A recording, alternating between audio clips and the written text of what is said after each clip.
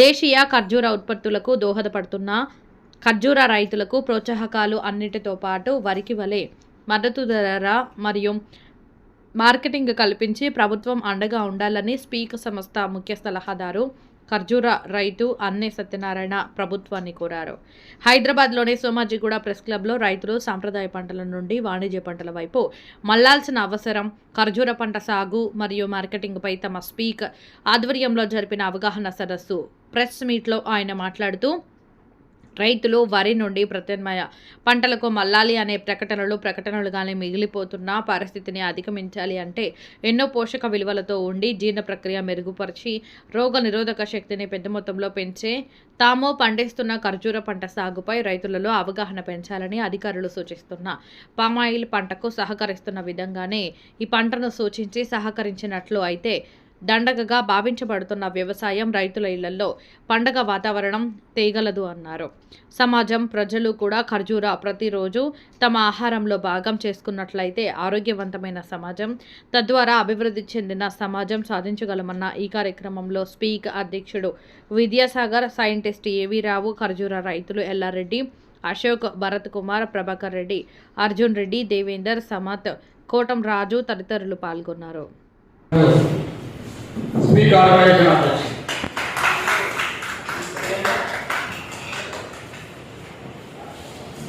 Speak మెంబర్లు అందరూ కూడా నిన్నటి నుంచి కష్టపడి ప్రోగ్రామ్ ఆపరేషన్ చేశారు. మా ఖర్జూర రైతులు కొద్దిగా సదస్సులు ఇవన్నీ తెలియవు కాబట్టి వాళ్ళకు మీ సపోర్ట్ తోటి మనందరి సపోర్ట్ తోటి వాళ్ళందరికీ బాగుండాలని మీరు కోరుకున్నట్టు మేము చేస్తున్నాం. సరే, ఇప్పుడు వచ్చిన ఖర్జూర రైతులు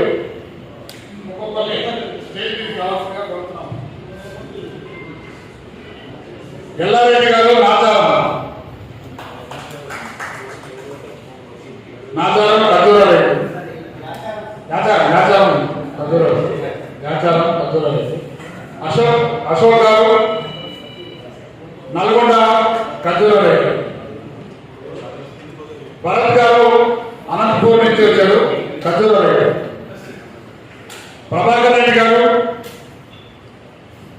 ఖర్జూర రైతు నల్గొండ, అర్జున్ రెడ్డి గారు ఖర్జూర రైతు సంగారెడ్డి. ప్లీజ్. ఏవి రావు గారు మనకు అందరికీ ఆప్తమిత్రులు, సైంటిస్టు స్టేజ్ మీదకి రావాల్సింది కోరుతాం. స్పీక్ ఆర్గనైజేషన్ తరఫున ఉన్న సభ్యులు దేవేందర్ గారు స్టేజ్ మీదకి రావాలి.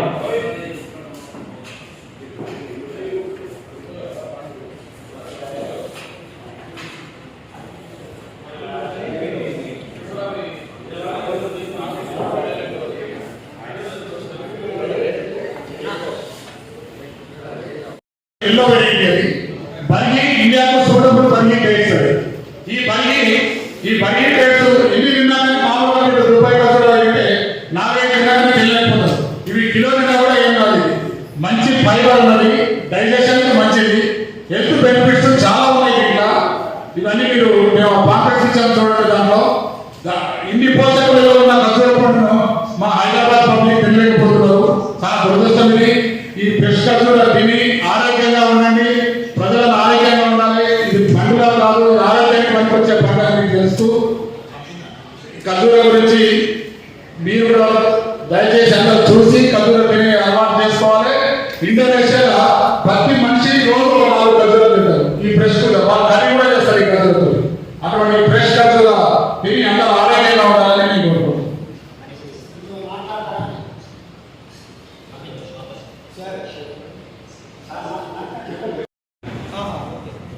కనీసం మామిడికి ఏ ఫ్రూట్ అయినా కానీ అగ్రికల్చర్లో బ్యాంక్ నుంచి లోన్ ఇస్తారు. అది నామ్స్ లో ఉన్న కనుక చేర్చిన కనుక లోన్ ఇస్తారు. లోన్ కూడిపోయాడు కనీసం చేర్చినా ఎంత అవుతారో దాని నుంచి లోన్ తీసుకోవచ్చు. ఆపరేషన్ తీసుకొని ఇవ్వాలి ఇంట్లో వరకు. కనీసం అదన్నా స్టేట్ గవర్నమెంట్ దాన్ని చేర్చితే కనీసం బ్యాంక్ నుంచి లోన్ తీసుకోవచ్చు. సబ్సిడీ తర్వాత కనీసం దాంట్లో చేస్తే కనీసం బ్యాంక్ ప్రతి ఫ్రూట్ ఉన్నది. ఇప్పుడు మామిడి, జామ, దానిమ్మ వారికి అన్నింటినీ లోన్ ఇస్తారు. ఎకరానికి ఇవ్వాలి, సబ్సిడీ కూడా రాదు. కానీ మనం దీనికి సబ్సిడీ కాక నామ్స్ కూడా లేదు. అదొకటన్నా ప్రొవైడ్ చేస్తే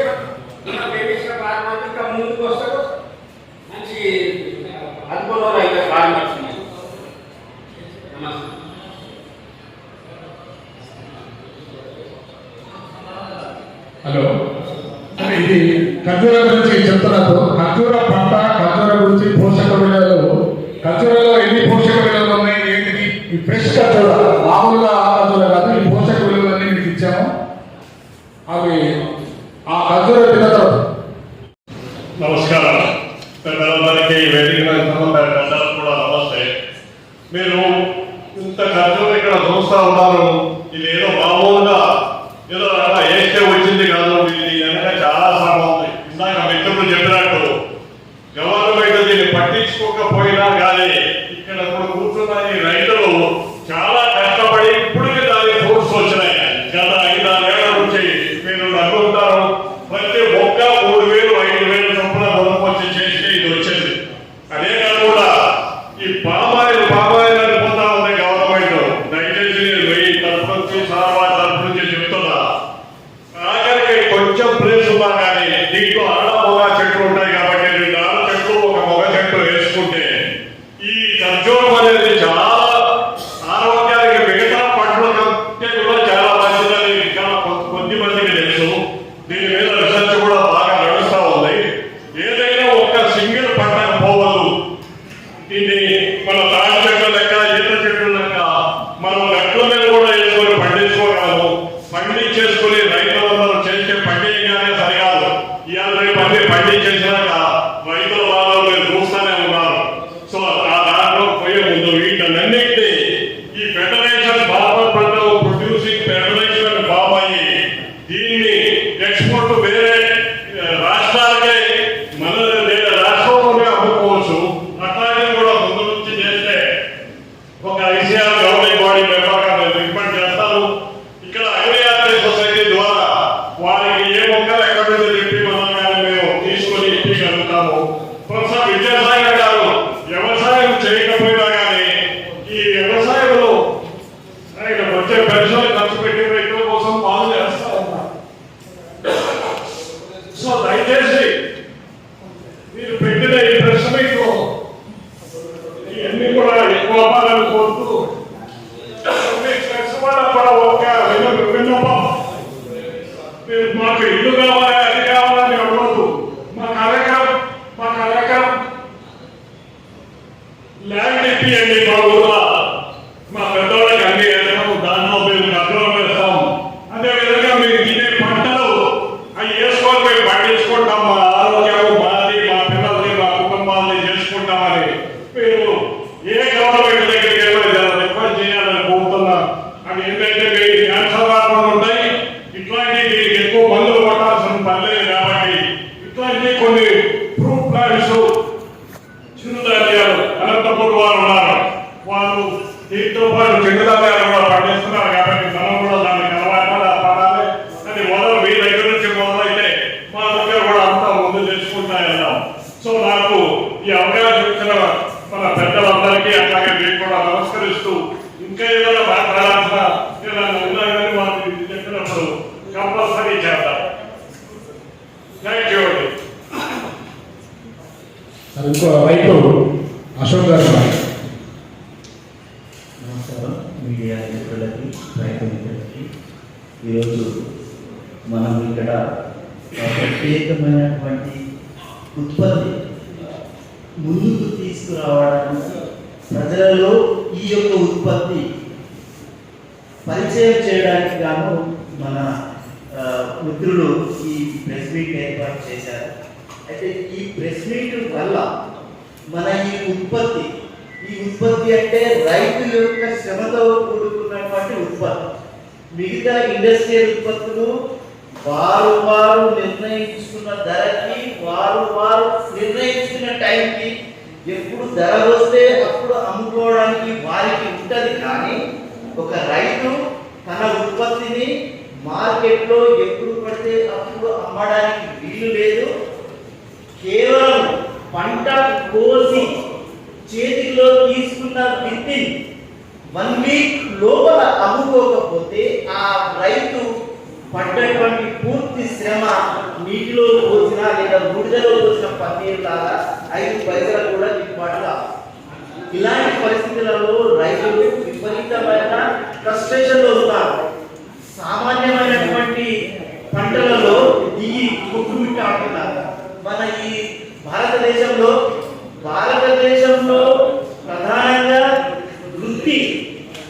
వ్యవసాయం మీద ఆధారపడి ఉన్నప్పటికీ భారత ప్రభుత్వ సంస్థలు కానీ భారత ప్రభుత్వాలు కానీ రైతులకు ఒక కొత్త విధానాలు, కొత్త పంటలు, కొత్త పద్ధతులు రీసెర్చ్ చేసి పబ్లిక్ లో రైతులకు అందుబాటులోకి అంతగా తీసుకురావట్లేదు. అది మన అందరం చూస్తున్నాం. కానీ మనం ప్రోత్సాహిత రైతులు ఎవరికైతే ఇంతో అంతో కాస్తో చూస్తూ స్తోమత, ఆర్థిక స్తోమత ఉండి సరే ఒక కొత్త పంట ఎంచుకొని కొత్త పంటలను ఏ విధంగా మనం చేసుకుంటే మనం ఇంతో అంత బాగుపడతామనే ఉద్దేశంతో ఇంతమంది రైతులు ఈ భారతదేశంలో ఈ ఖర్జూరం అంటే ఏమిటి, అసలు ఖర్జూరం ప్రపంచం మొత్తంలో చాలా చోట్ల పండుతుంది, మన భారతదేశంలో ఎందుకు పండట్లేదు అని చెప్పేసి ఇంతమంది ఔత్సాహికులు ప్రయత్నం చేశారు. మనం పొరుగు దేశమైనటువంటి పాకిస్తాన్లో విపరీతమైన ఖర్జూర పంట ఉన్నది, విపరీతమైన ఆదాయం గడిస్తున్నారు. వివిధ దేశాలలో ప్రత్యేకంగా ఎడవరి లాంటి ప్రదేశాలలో, వేడి ప్రదేశాలలో ఏ పంటకు అత్యధికంగా ప్రకృతి సానుకూలంగా ఉండదో అట్లాంటి వేడి ప్రాంతాలలో ఈ ఖర్జూర పంటకు ఆనవాలు. అట్లాంటి పంట మన భారతదేశంలో ఎవ్వరు కూడా దాన్ని ఇంతవరకు పుట్టలేదు. కానీ మన పొరుగు రాష్ట్రాలైనటువంటి గుజరాత్, రాజస్థాన్ లాంటి ప్రదేశాలలో గత 15 సంవత్సరాల క్రితం కొంతమంది ఔత్సాహిక రైతులు పక్కన పాకిస్తాన్లో పండుతుంది, వివిధ దేశాలలో పండుతున్నాయి, మన దేశంలో ఎందుకు పండదు అని చెప్పేసి కొంతమంది సీడ్లింగ్ ద్వారా కొంతమంది పెట్టారు, కొంతమంది టిష్యూ కల్చర్ ద్వారా సాహసం చేసి పెట్టారు. అల్టిమేట్లీ అక్కడ కొంతమంది సక్సెస్ అయ్యారు. ఆ తర్వాత ఆయా రాష్ట్ర ప్రభుత్వాలు వారిని గుర్తించి ప్రత్యేకంగా రాజస్థాన్, గుజరాత్ అట్లాంటి ప్రదేశాల్లో మాత్రమే ఆయా రాష్ట్ర ప్రభుత్వాలు ఈ ఖర్జూర పంటని గుర్తించి ఆ రైతులకు గిట్టుబాటు ధర కానీ లేకపోతే లోన్లు ఇవ్వడం కానీ ఆ పంటను వేసుకోవడానికి లేదా టెక్నాలజికల్ దాంట్లో సాంకేతిక పరమైనటువంటి ఇబ్బందులు ఏంటి, దానికి ఏ విధంగా రైతు ప్రోత్సాహం ఇవ్వాలి, దాంట్లో ఉన్నటువంటి మెలకువలను ఎక్స్ప్లెయిన్ చేస్తూ వివిధ శాస్త్రవేత్తలు, వివిధ అగ్రికల్చర్ ఆఫీసర్స్ పురమాయించి వాళ్ళకు ప్రత్యేకమైన శ్రద్ధ వహించి అన్ని రకాలుగా ఆదుకుంటున్నారు, ఆర్థిక సహాయం కూడా చేస్తున్నారు. కానీ మిగతా రాష్ట్రాలలో ఈ ఖర్జూర పండు అంటే ఏదో బయటదేశం పండు, మన దేశానికి సంబంధం లేదు, అది మనకు సంబంధమే లేదు అన్నట్టుగా ఉన్నారు. కానీ అదృష్టవశాత్తు మన వేదిక మీద ఉన్నటువంటి మంచి మనసు గల రైతులు, ఇంకా ఆర్థిక స్తోమత ఉన్నటువంటి రైతులు వాళ్ళ ప్రయత్నమే ఈ రోజు మన ఈ తెలుగు రాష్ట్రాలలో ఖర్జూర పండు అనేటువంటి తెలుగు ప్రజలు నోరాడడానికి వస్తున్నారు. కాబట్టి ఈ పండు గురించి ఇంతమంది కష్టపడి అందరూ ప్రజలందరూ అనుకుంటున్నారు ఏ ఖర్జూర పండు ఏమున్నది చెప్పి పెడితే వస్తున్నదని కాదు. దీంట్లో అనేక మంది యూట్యూబ్లలో కొంతమంది పెట్టారు. కొత్తగా పెట్టినటువంటి మన యువ రైతులు వాళ్ళు సాఫ్ట్వేర్లో మంచి ఎదుగుదల ఉండి వాళ్ళ యొక్క భూములలో కొత్తగా కొంతమంది రైతులు మన వ్యాపారవేత్తలు టిష్యూ కల్చర్ మొక్కలని తమిళనాడులో, గుజరాత్లో అమ్ముతున్నారు. వాటిని తెలుసుకొని అక్కడి నుండి గుజరాత్ లేదా తమిళనాడు నుండి ఒక్కొక్క మొక్క 3,500 నుండి 4,500 మధ్య ఖర్చు పెట్టి ఒక్కొక్క మొక్కను తన ల్యాండ్ వరకు తెచ్చి సేద్య పద్ధతులన్నీ ఫాలో అవుతూ మొక్క పెట్టిన తర్వాత 3-4 సంవత్సరాల తర్వాత మొదటి పంట స్టార్ట్ అవుతుంది. అయ్యా 3-4 సంవత్సరాల తర్వాత పంట చేరుకొస్తుందా? కాదు. దానికి ప్రతి సంవత్సరం ఒక విధమైనటువంటి యుద్ధం చేయాల్సిన పరిస్థితి ఉన్నది. బట్ యూట్యూబ్లలో కానీ మిగతా వాటిల్లో కానీ మన యువ రైతులు కేవలం యూట్యూబ్ న్యూస్ కొరకు అద్భుతమైన పంట అండి, టన్నుల కొద్ది వస్తుంది, లక్షల్లో కోట్లలో ఆదాయం వస్తుంది చూడండి అని చెప్పేసి వెయ్యండి అని చెప్పి మీ రైతులను, యువ రైతులను లేదా ఔత్సాహికులైనటువంటి యువకులను ప్రోత్సహించడం అంటే లిటిల్ బిట్ డిస్కరేజ్ చేస్తున్నారు. కానీ నేను కూడా ఒక సందర్భంలో ఈ స్టేజ్ మీద ఉన్న వాళ్ళ కూడా వాటి వల్ల ఇన్స్పైర్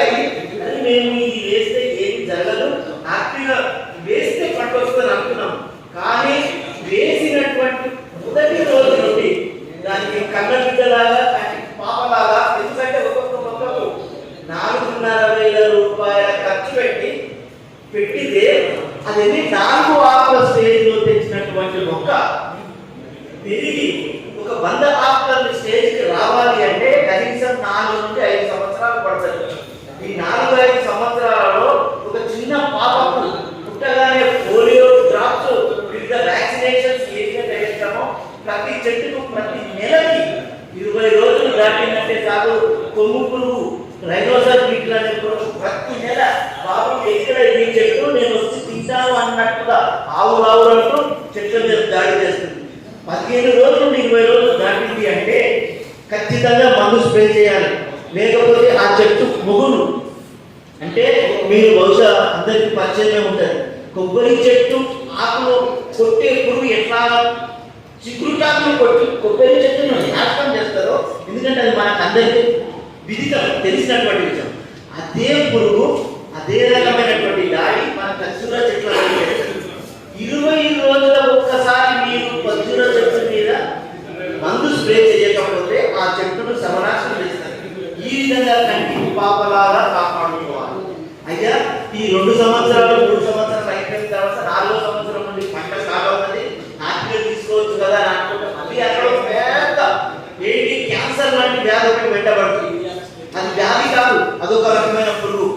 ఈ రైనోసర్ బీటిల్ నల్లము కొమ్ము పురుగుతో పాటుగా భూమిలో కాండాన్ని తొలుస్తూ చెట్టు మొత్తాన్ని పడిపోయేంత వరకు, గాలివానకు పడిపోయేంత వరకు మనం గుర్తించలేనటువంటి ఒక మహమ్మారి పురుగు రెడ్ పామ్ బీవిల్ అనబడేటువంటి మహమ్మారి పురుగు ఈ రైతుల యొక్క చెట్లను అటాక్ చేసేసి నాశనం చేస్తున్నారు.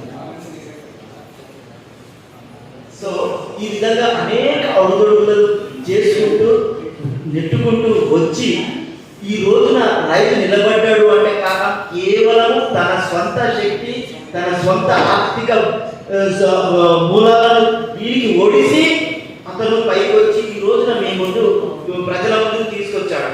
ఇంతటి శక్తి ఉన్నటువంటి పండు దీంట్లో అనేక రకాలైనటువంటి శక్తులు అంటే విటమిన్స్, మినరల్స్, మనిషికి కావాల్సిన అన్ని రకాలైనటువంటి పోషకాలు దీంట్లో ఉన్నాయి. కాబట్టి ఇది ఒక అమృత భాండము లాంటి పండు.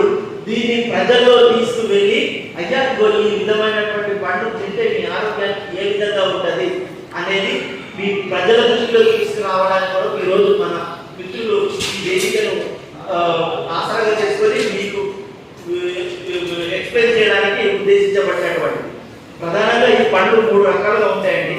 ఒకటి ఎండు ఖర్జూరాలు, రెండోది టెండర్ ఖర్జూరాలు, మూడవది పెండు ఖర్జూర అని చెప్పేసి మనం మామూలుగా వింటుంటాం. ఎప్పుడు సంక్రాంతి మన శివరాత్రి సందర్భాలలో మన హిందువులైతే శివరాత్రి సందర్భాల్లో జనరల్గా పూజలు పండుగలు తింటారు. సో ఈ విధంగా 3 రకాలు ఉంటాయి. మనం ఓన్లీ ఒక రకమైనటువంటి పండుని మనం ఎక్కువ మార్కెటింగ్ చేయగలుగుతున్నాము. కాబట్టి ఇది మంచి పండు, మన మిత్రులు ఇంకా మీకు ఎక్స్ప్లెయిన్ చేస్తారు. కాబట్టి ప్రజలను దయచేసి ఈ విషయం, ఇంత మంచి పండు మార్కెట్లో మన తెలుగు రాష్ట్రాల్లో కూడా పెరుగుతున్నది, మీరు అవైలబిలిటీ ఉన్నది, దీని ఆరోగ్యాన్ని పెంచుకోండి అనే ఉద్దేశంతో మేము ఈ వేదికను ఏర్పాటు చేశాము. కాబట్టి మన మిత్రులు ఇంకా చాలా కూలంకషంగా చెప్తారు ఈ పండుగ గురించి. దయచేసి నేను ముగిస్తున్నాను. ఇప్పుడు మన మిత్రులు చెప్పేసి దానికి ప్రభుత్వం ప్రోత్సాహం ఇవ్వాలి. ఒక విధంగా డేట్స్ ఏవైతే ఇప్పుడు రైతులు పండించి వీటికి తగిన మార్కెటింగ్ సౌకర్యాలు లేక మరి ఖర్చుతో కూడినటువంటి వ్యవసాయం చేస్తున్నప్పటికీ కూడా వారు మరి పంట పండించడానికి వెనకం చేసే పరిస్థితుల్లో మరి కొంతమంది రైతులు ఇక్కడ వచ్చిన సందర్భంలో ఈ సమావేశం ఏర్పాటు చేయడం జరిగింది. ఈ యొక్క ప్రెస్ మీట్కి వచ్చినటువంటి వేదిక పైన ఉన్నటువంటి ఆదర్శ రైతులందరికీ మరియు పత్రికా విలేకరులందరూ కూడా నా హృదయపూర్వక నమస్కారాలు తెలియజేసుకుంటున్నాను. ముఖ్యంగా వ్యవసాయము దండుగా మరి కాదు, వ్యవసాయం పండుగ అని నిరూపించాల్సినటువంటి సమయము ఇప్పుడు ఆసన్నమైంది. మన రాష్ట్ర ప్రభుత్వం కూడా అనేకమైనటువంటి చర్యలు తీసుకుంటూ అందులో భాగంగా పంటల మార్పిడి పైన తెలంగాణ రైతు కమిషన్ అధ్యక్షుడు కోదండ రెడ్డి అధ్యక్షుడు కమిటీ వేయడం జరిగింది.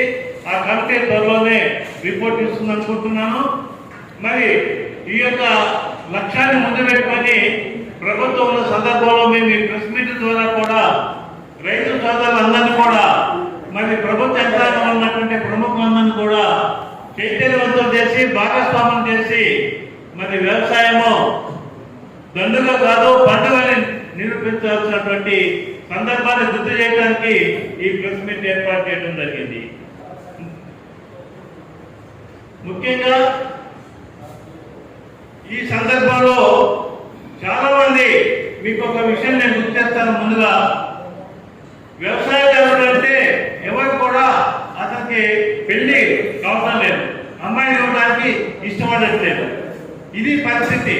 దాదాపు 70% మంది మన వ్యవసాయం పైన ఆధారపడినటువంటి రైతులు ఉండగా మన రైతు పరిస్థితి దయనీయంగా ఉంటే రాష్ట్ర అభివృద్ధి ఏ విధంగా జరుగుతుందని చెప్పేసి మనం ప్రశ్నించుకోవాల్సిన పరిస్థితి ఉంది. కాబట్టి ఈ యొక్క చాలా మంది విద్యావంతులు కానీ చాలా మంది ఆసక్తి ఉన్నటువంటి వాళ్ళు కూడా ఈ వ్యవసాయం పట్ల ఆసక్తి చూపించిన పరిస్థితుల్లో ప్రభుత్వం ముందుకొచ్చి తగిన వసతులు కల్పించాల్సినటువంటి బాధ్యత ఉందని చెప్పేసి గుర్తు చేయడం జరుగుతుంది. ముఖ్యంగా ఈ యొక్క పంట మార్పిడిలో మీరు అనొచ్చు, వరి ఎక్కడ చూసినా కానీ వరి పంట వేస్తున్నారు. ఈ వరి పంట ఎక్కువైపోయింది, ప్రభుత్వం కొనలేని పరిస్థితి కూడా రావడం జరిగింది. సాధారణంగా నీరు ఎక్కడ ఎక్కువ ఉంటే అక్కడ వరి పండిస్తారు. కానీ రాష్ట్రం మొత్తం కూడా అన్ని దగ్గర అదే విధంగా నీటి సౌకర్యం లేదు. కొన్ని ప్రాంతాలు మెట్ట ప్రాంతాలు ఉన్నాయి, నీరు లేకుండా మరి ఇసుక నేలలు ఉన్నాయి. కాబట్టి ఆ నేలలను పరీక్షించి భూసారాన్ని చూసి ప్రభుత్వమే రైతులకు సలహాలు ఇవ్వాల్సినటువంటి అవసరం ఉంది. వరే కాదు, ఇంతకుముందు చెరుకేశారు, చెరుకులో కూడా చాలా కష్టం మూతపడ్డాయి, లాభదాయకంగా లేదు. అదే మహారాష్ట్రలో చూసినట్టయితే ఒక్కొక్క ఎకరంలో 160 టన్నుల చెరుకు పడిన సందర్భాలు ఉన్నాయి. మరి అక్కడ లాభదాయకంగా ఉన్నది, ఇక్కడ లాభదాయకంగా ఎందుకు లేదు అని చెప్పేసి మనం తెలుసుకోవాల్సినటువంటి అవసరం ఉన్నది. అంటే మంచి వంగడాలు మనకు ప్రభుత్వం సప్లై, నకిలీ విత్తనాలు వస్తున్నాయి, నకిలీ పెస్టిసైడ్స్ వస్తున్నాయి. అన్ని నకిలీలు మయమైపోయి రైతులను చాలా ఇబ్బందికరమైన పరిస్థితి చెప్తున్న సందర్భం కూడా మరి దీనికి ఎవరు బాధ్యత వహించాలి? ప్రభుత్వమే బాధ్యత వహించాలి. బాధ్యత వహించాల ప్రభుత్వము యంత్రాంగము చాలా సన్నద్ధంగా ఉన్నట్లయితేనే సాధ్యమవుతుంది. అందుకే మరి నేను ఒక ఆలోచన మీ ముందు పెట్టాల్సినాను ప్రభుత్వానికి. ఈ యొక్క ఆదర్శ రైతులతో కొంతమంది సెలబ్రిటీలతో భాగస్వామ్యం చేస్తూ రైతు అంబాసిడర్స్ అంటే రైతులలో ప్రభుత్వ ఉద్యోగులే కాకుండా యంత్రాంగమే కాకుండా ఈ యొక్క ఆదర్శ రైతులు కూడా భాగస్వామ్యం చేస్తూ క్షేత్రస్థాయి నుండి రాష్ట్ర స్థాయి వరకు వివిధ అవగాహన సదస్సులు పెట్టినట్లయితే మంచి ఫలితాలు వస్తాయని చెప్పేసి నేను భావిస్తున్నాను. అంతేవిధంగా కాకుండా మన తెలంగాణ రాష్ట్రంలో జానపద గేయాలకు ఉన్నటువంటి ప్రాధాన్యత మరి ఏ అంశానికి కూడా లేదు. మనం ఎన్నో సంవత్సరాలు ధూమ్ధాం నిర్వహిస్తున్నాం. అదే వ్యవసాయ రంగంలో ఎదురు చేయకూడదు. ఆ యొక్క సరళిలో, ఆ యొక్క సంస్కృతిలో మరి రైతులను ప్రోత్సహిస్తూ వరి కాదు, పెసలు, మినుము, కందులు ఇట్లాంటి నీరు లేని ప్రాంతాల్లో పండే పంటలను కూడా ప్రోత్సహించాలి. ఎందుకంటే వీటిని మనం దిగుమతి చేసుకుంటున్నాం. దిగుమతి చేసుకొని మన ఫార్మ్ ఎక్స్చేంజ్ని మనం అటు అవ్వటం వల్ల కూడా మన జాతీయ సంపద అభివృద్ధి చెందట్లేదు. మన జాతీయ సంపద మరి అధికార వ్యక్తిగత సంపద అభివృద్ధి చెందాలంటే మరి ఏ పంటలు అయితే సాధ్యమవుతుంది. అందుకన్నాము సాధారణంగా వరి పంటే కాకుండా కమర్షియల్ క్రాప్స్ వేయాలి. అందులో భాగంగా మెడిసినల్ ప్లాంట్స్ అని ఉన్నాయి. మెడిసినల్ ప్లాంట్స్ అవి వాటర్ లేకపోయినప్పుడు కూడా చాలా లాభదాయకంగా ఉన్నాయి. ఇప్పుడు ఛత్తీస్గఢ్ లాంటి రాష్ట్రాల్లో ఈ మెడిసినల్ ప్లాంట్స్ బాగా చేస్తున్నారు, లాభం పొందుతున్నారు. పోలీ హౌసెస్ ఉన్నాయి. పూలు దగ్గర నుంచి, కూరగాయల దగ్గర నుంచి, పెసలు, మినుములు, పప్పు ధాన్యాలు ఇవన్నీ కూడా మరి దృష్టి పెట్టాలంటే ప్రభుత్వము రైతులకు అన్ని విధాలుగా సహాయ సహకారాలు అందించాలి. ముఖ్యంగా ఇన్ఫ్రాస్ట్రక్చర్ మౌలిక సదుపాయాలు కల్పించడము, దాంతో పాటు ఈ యొక్క మార్కెటింగ్ ఫెసిలిటీస్ కల్పించాల్సినటువంటి బాధ్యత ప్రభుత్వానికి ఉంది. అందుకే వరిలో కూడా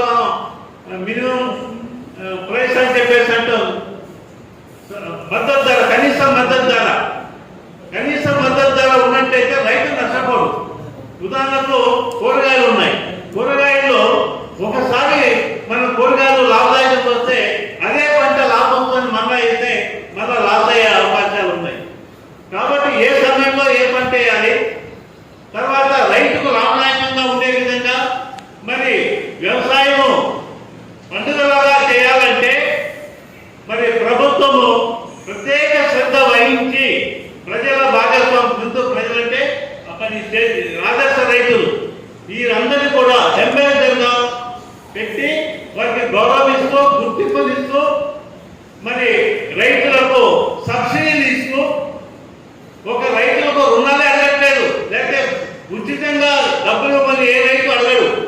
రైతుకు గౌరవంగా జీవించాలంటే రైతుకు మంచి పంటలు వేసుకోవడానికి నీరు, మందులు, ఎరువులు అవి సప్లై చేస్తూ ఒక నేల సారవంతం కావాలంటే పొటాషియం, జింకు, సల్ఫేట్ ఇట్లాంటివి కూడా ప్రభుత్వం సలహాలిస్తూ ఎప్పటికప్పుడు భూసార పర్యటన చేస్తూ సప్లై చేసినట్లయితే వ్యవసాయం అభివృద్ధి చెందుతుంది. కానీ కేవలం నామమాత్రంగా ఏదో ఉన్నాము పోయాము మనం ఎంతైనా నడుస్తుందంటే లేకపోతే స్టేషన్ మీద మాట్లాడితే ఈ వ్యవసాయం అభివృద్ధి చెందేది కాదు.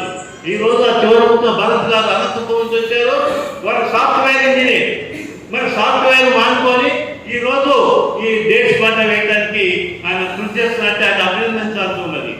చాలా మంది మేము వింటున్నాము, అమెరికాలో ఉన్నటువంటి సాఫ్ట్వేర్ ఉద్యోగులు కూడా మరి వాళ్ళు వ్యవసాయం పట్ల, ముఖ్యంగా కొత్త పంటల కమర్షియల్ వ్యవసాయం పట్ల వాళ్ళు ఆసక్తి చూపిస్తున్నారు. సమర్థ్ గారు సాఫ్ట్వేర్ అంటే చాలా సంతోషం. రైతులు ఎవరు చదువు లేని వాళ్ళు, ఊళ్ళలో ఉన్నవారే వ్యవసాయం చేస్తారనే భావన పోవాలి. పంట పండించడానికి సాఫ్ట్వేర్ ఉద్యోగులు ఎక్కడో ఉద్యోగం చేసి విదేశాలు వెళ్ళి ఉద్యోగం చేసే కంటే మన దేశంలో మనకు స్వయం ఉపాధి కలుగుతుంది, జాతీయ సంపద కలుగుతుంది, మన కుటుంబం మన యొక్క స్వయం సంపద మన కాళ్ళ మీద మనం నిలబడతాం.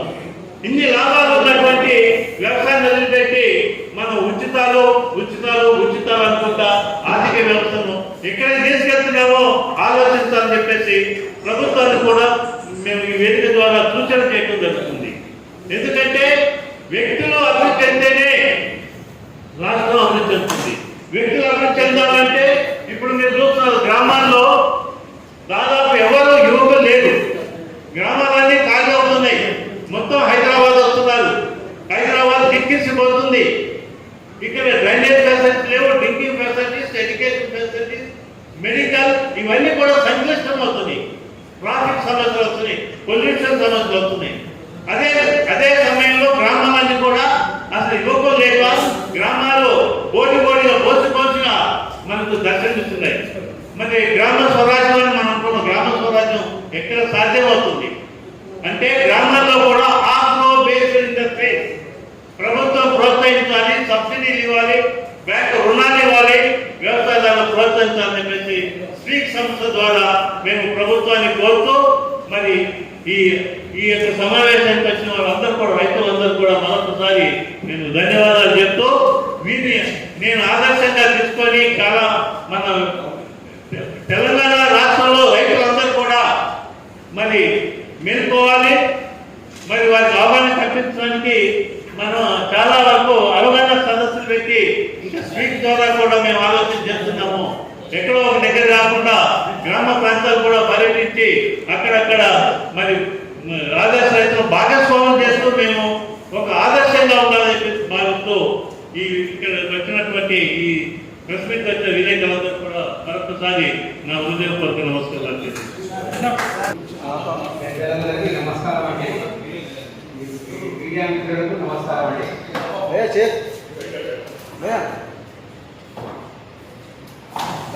మేము 2018 జనవరిలో కల్చర్ పెట్టామండి. అప్పుడు మాకేం తెలియదు, ఏదో అనంతపూర్లో చూసి వేరే వాళ్ళు పెడితే అప్పుడు చూసి పెట్టాము. మాకు రోడ్లు అయినాయి, కొంచెం ఇబ్బందులు అయినాయి, కానీ ఇప్పుడు మాత్రం క్రాప్ వెళ్తుంది.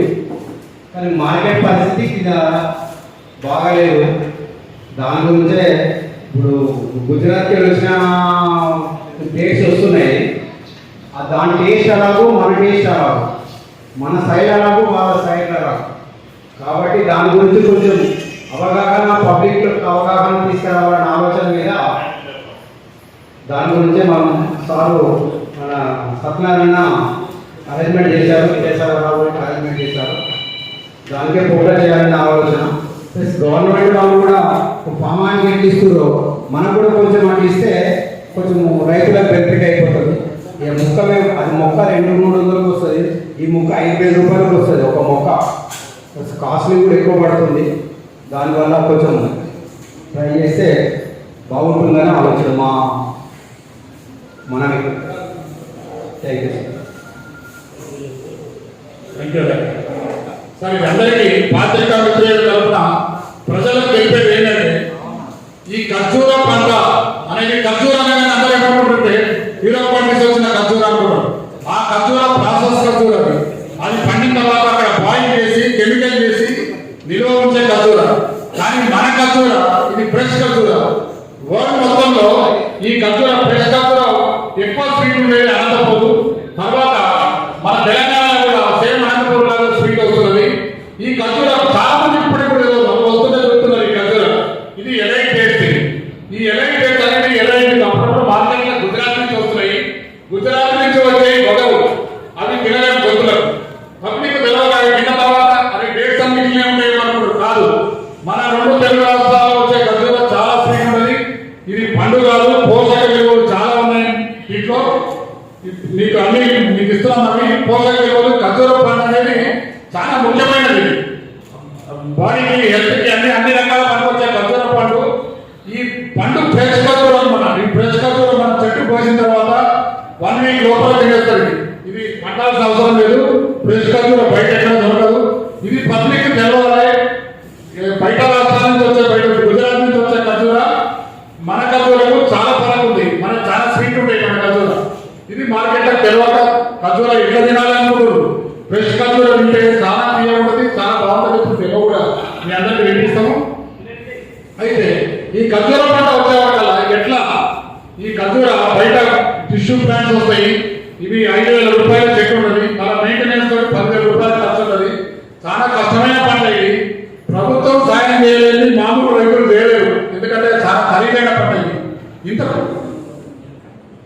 ఎకరానికి 4.5 లక్షల ఖర్చు అవుతుంది. ఇంత ఖర్చు పెట్టి చేస్తే మనకు మార్కెట్ గుజరాత్ నుంచో బయట చేయొచ్చో వాళ్ళు తినలేకపోతున్నారు. అయితే ఈ రోజు ప్రత్యేకంగా పెట్టేది ఏంటంటే, ఫ్రూట్ మార్కెట్ లో హైదరాబాద్ చాలా ప్రమాణమైన ఫ్రూట్ మార్కెట్. కానీ ఖర్జూర మాత్రం హైదరాబాద్ లో 0.1% పబ్లిక్ కూడా తెలియట్లేదు. ఫ్రెష్ ఖర్జూర తినాలి అని దాని ఉద్దేశము అవేర్నెస్ కోసము ఈ ఫ్రెష్ ఖర్జూర తిండి హైదరాబాద్ పబ్లిక్ కి ఫ్రెష్ ఖర్జూర చాలా బాగుంటుందని చెప్తాను కోసమే సందేశం చేస్తున్నాము. ఈ ఖర్జూర పండే రైతులకు మాత్రం చాలా కష్టాలు ఉన్నాయి. హర్యానాలో ప్రభుత్వం ఆదుకుంటుంది, ఇక్కడ ప్రభుత్వం ఆదుకోలేదు వరకు. ఇంకా ఈ ఖర్జూర మీద ధ్యాస కూడా లేదు. మేము చాలా సార్లు డిపార్ట్మెంట్ చెప్పినా ఖర్జూర ఇక్కడెక్కడ ఖర్జూర ఇది దుబాయ్లో ఉంటుంది ఖర్జూర అంటారు. కానీ ఇవాళ మనకు తెలంగాణ స్టేట్ లో 11 మంది రైతులు పండిస్తున్నారు. ఇంత ఖర్జూర బయటకు వస్తే ఇంకా తెలవకపోవడం అనేది చాలా దురదృష్టకరం. ప్రజలకు కూడా ఖచ్చితంగా ఖర్జూర ఇప్పుడు మేము హైదరాబాద్ మార్కెట్ ఖర్జూర మా రైతులందరూ కూడా తీసుకొస్తున్నారు. ఈ ఖర్జూర తెలుగు రాష్ట్రాల్లో వచ్చే ఖర్జూరకు వేరే ఖర్జూర తేడా ఉన్నది. కాబట్టి మీరు ఖచ్చితంగా పండు కొనేటప్పుడు తెలుగు రాష్ట్రాల ఖర్జూర అడగండి. ఆ ఖర్జూర తిన్న తర్వాతనే తెలుస్తుంది తేడా. ఇది ఈ ప్రభుత్వం ఆదుకొని ఈ ఖర్జూర పంట ఖర్జూర ఒకటే కాదు, ఖర్జూరతో చాలా ఇండస్ట్రీస్ వస్తాయి. ఖర్జూరతో ఖర్జూర జ్యూస్ చేయొచ్చు. తెలంగాణలో ఇప్పుడు 11 మంది రైతులు పండిస్తున్నారు. అందులో మొత్తం అంటే 11 రైతులు కలిపితే మన లెక్క ప్రకారం 280 టన్స్ వస్తుంది తెలంగాణ.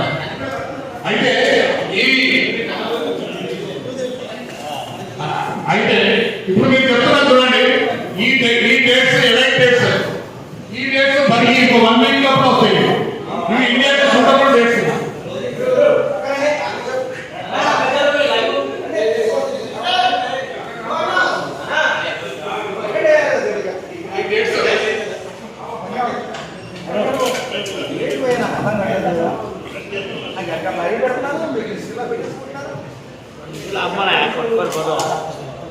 ఇంకొక విషయం అండి, డేట్స్ గురించి చూపించే ముందర, ఇది ప్రపంచంలో అతి పురాతనమైన ఫ్రూట్. కొన్ని వేల సంవత్సరాల నుంచి ఉన్నది. ప్లస్ చాలా ప్రపంచంలో అతి ప్రాచీనమైన రూట్ల నుంచి ట్రేడ్ అయింది. ఇది చాలా power house, nutritional power house.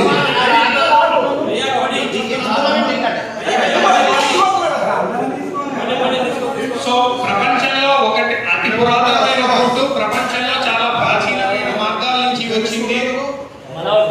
ఎందుకు వచ్చింది అంటే ఇది స్పెషల్లీ దుబాయ్ వేరే డెజర్ట్స్ లో అది చాలా టఫ్ హార్ష్ కండిషన్ లో పండే అంటే దాని స్ట్రెంగ్త్ ఎంతో మీకు తెలుస్తుంది అనమాట.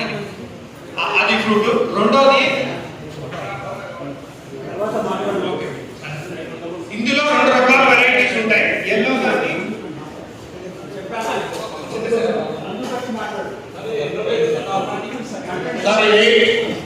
మీకు ఈ డేట్స్ ఖర్జూర పండు